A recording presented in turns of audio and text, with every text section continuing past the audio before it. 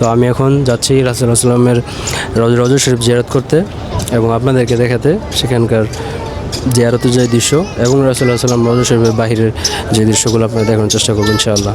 চলুন ভিতরে যাওয়া যাক।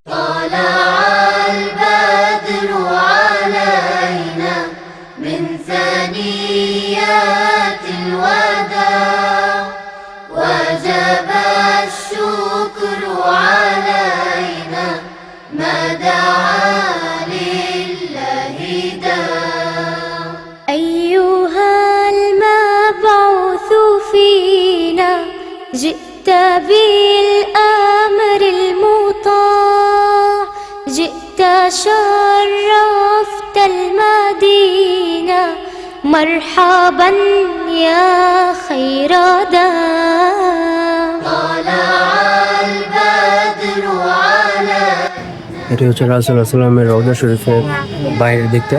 এখান থেকেই সকল মুসলমানরা এখানে এসে রাসূলুল্লাহ সাল্লামকে সালাম জানান এবং রাসূলুল্লাহ সাল্লাম রওজা শরীফ জিয়ারত করেন সেই স্থান। একই স্থানে হযরত আবু বকর রাদিয়াল্লাহু তাআলা আনহু এবং হযরত উমর রাদিয়াল্লাহু তাআলা আনহু শায়িত আছেন।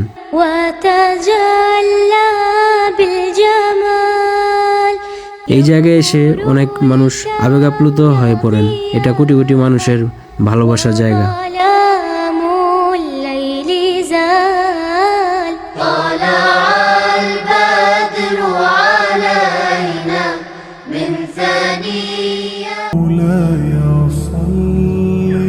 রাত যত বাড়ছিল মসজিদে নববীর পরিবেশটা যেন আরো শান্ত হয়ে যাচ্ছিল। চারপাশে হাজার হাজার মানুষ, তারপরেও কোথাও কোনো বিশৃঙ্খলা নেই। بك خير الخلق كلهم مولاي صل ফজর সময় যত এগিয়ে আসছিল ততই মানুষ বাড়ছিল। কেউ কোরআন পড়ছেন, কেউ দোয়া করছেন, আবার কেউ চুপচাপ বসে এই পরিবেশটা উপভোগ করছেন। এখানে এলে সময়ের হিসাবটাই যেন ভুলে যেতে হয়। একটা জিনিস আমার কাছে সত্যি দারুণ লেগেছে,